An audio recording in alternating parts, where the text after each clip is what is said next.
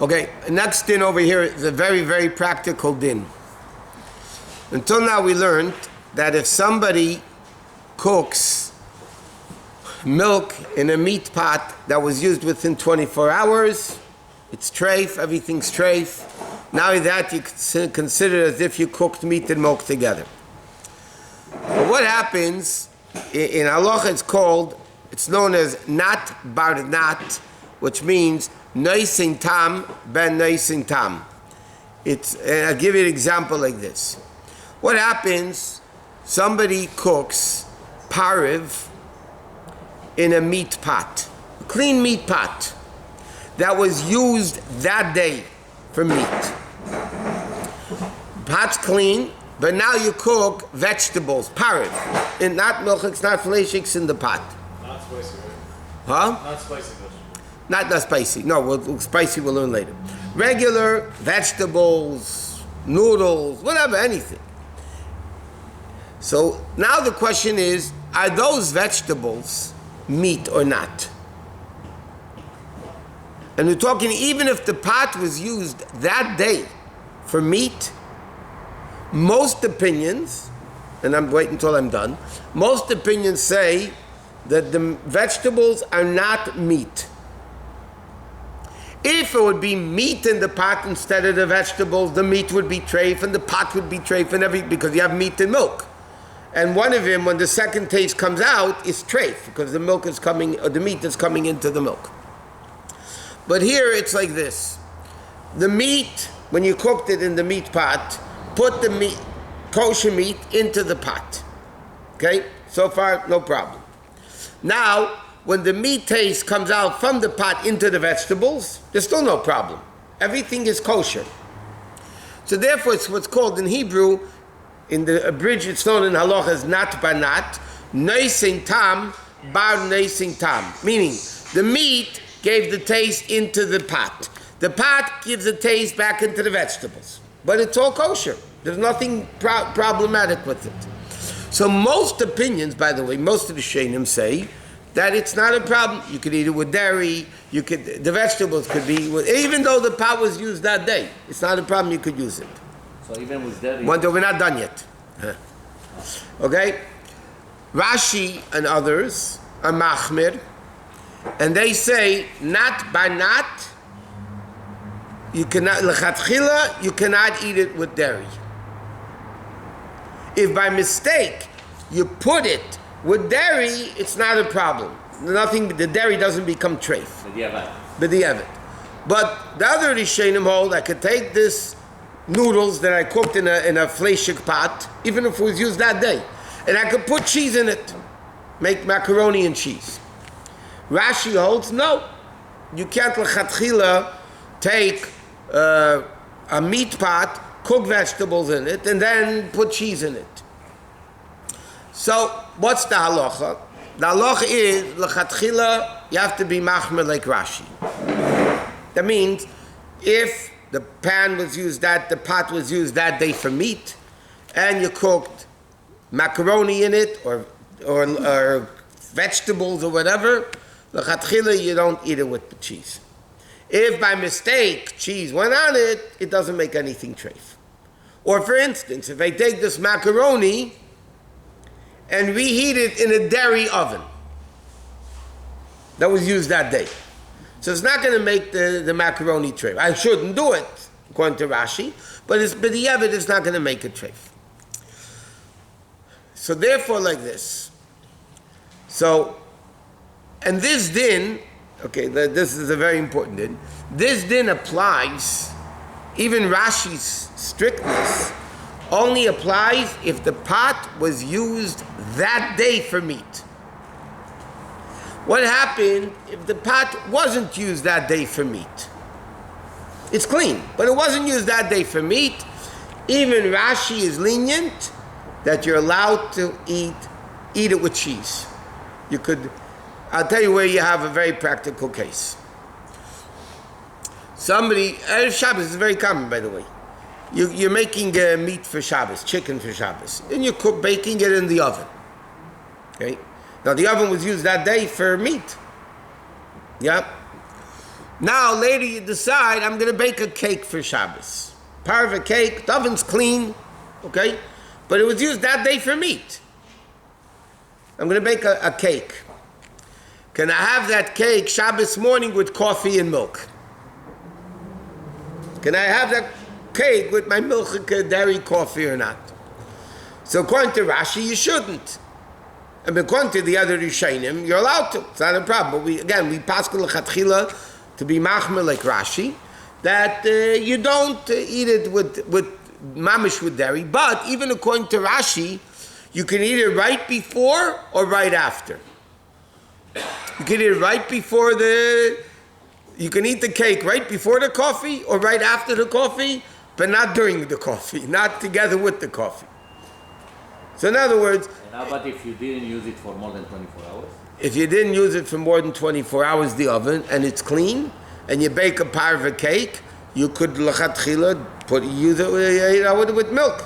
Forget coffee, you can take a milk. If it's a brownie, you want to take brownie and milk, you could do milk. If it's cheese, if it's macaroni, you can put cheese on it. What? Nobody's machmer even in that case if it's not a ben yomei? If it's ain't a ben yomei, not no. I mean, people machmer, you can be machmer not to talk, not to eat, not to drink, not to live. I mean, you can be machmer also, but we're not talking about fools. So it's a very, very practical din. Another interesting din. What happens if I ate a meat meal? During the week, it doesn't matter. I finished eating the meat meal. And now I want to take a cup of tea. Am I allowed to take a cup of tea in that milchik glass, even if it was used that day? So the din is, yeah, because right afterwards I can have it. I can have a cup of tea in a milchik, in a dairy glass, right after fleshik meal. If it was used that day, I shouldn't eat it together with the meat. But right before, right after, it's not a problem. So let's say somebody for dinner had a cup of tea, had meat, and now they decide a half an hour later, an hour later, 10 minutes later, whatever, they want to have a cup of tea.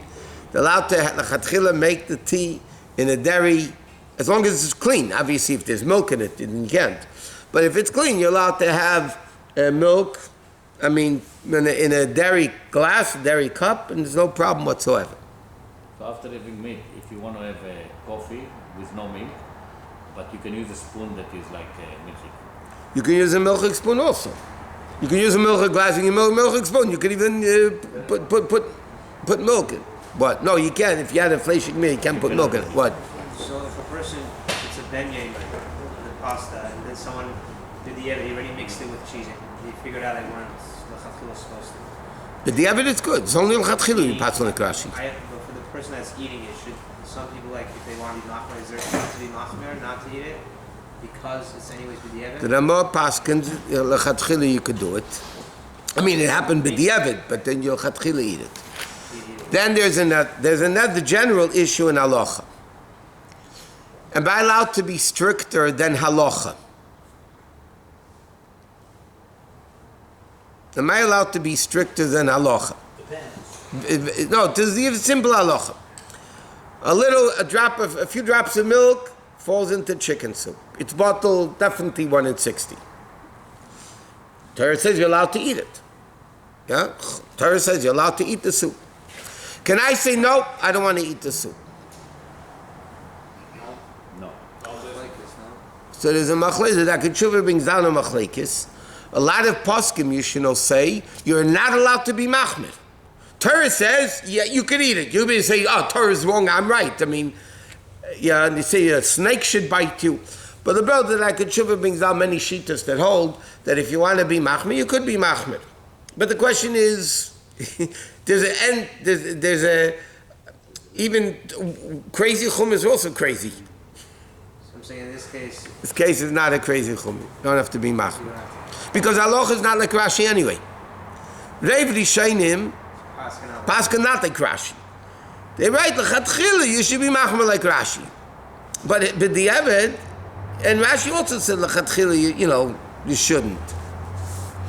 Someone knows and they still do this. Is there Huh? someone knows that l'chatchila they shouldn't do it.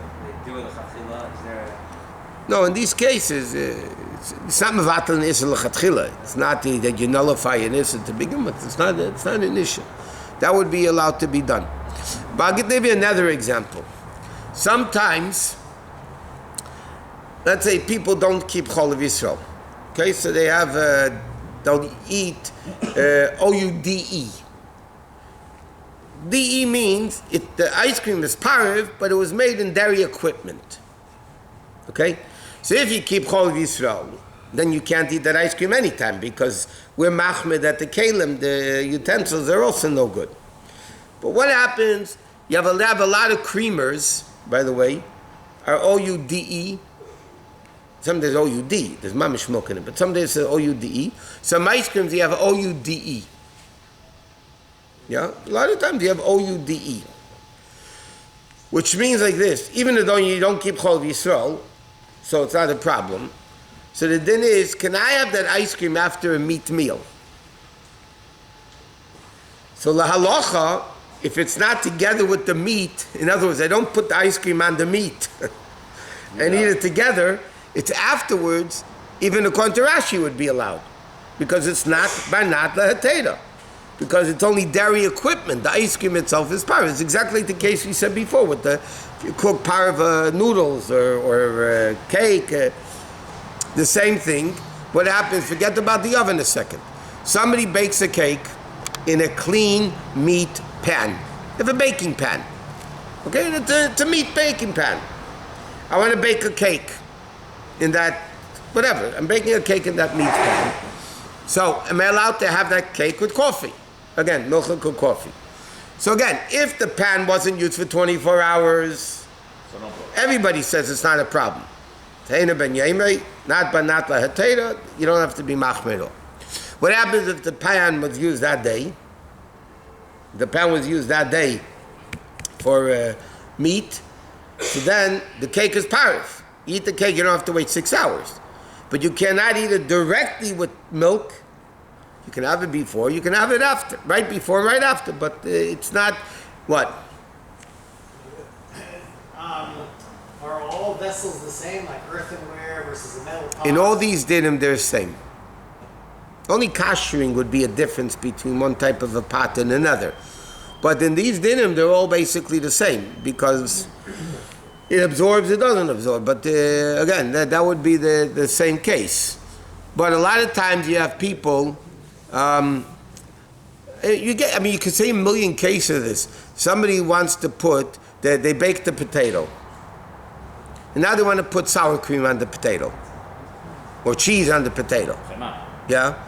So it depends, where did you bake the potato? If the potato was baked in a dirty meat oven, the potato is meat, for sure. If it was a clean oven, you bake the potato, okay? In a clean microwave, let's say. You heat up, bake a potato in the microwave. So if, again, and it's a halachic microwave. So if the microwave was used that day for meat, so then you can't put it together with the cream. You can eat the cream right before, right after. If it wasn't used for 24 hours and it's clean, you could put sour cream or whatever, cheese straight on it. What? Does it matter? You can't eat it together, but you can eat it separately. I eat it 10 seconds later. Yeah, but together it's mamish meat and milk together. That's the it's not meat. It's not milk. It's not meat. But there's a chumrah, you shouldn't eat it together.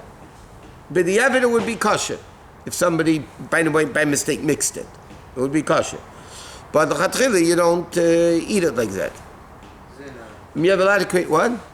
Isn't it like an onion if you cut it after? We're not talking about onions now. We're talking about sharp food. This is all, that's what it said, vegetables, potatoes, macaroni. And they said they stopped making DE. They stopped and they still, you find some DEs.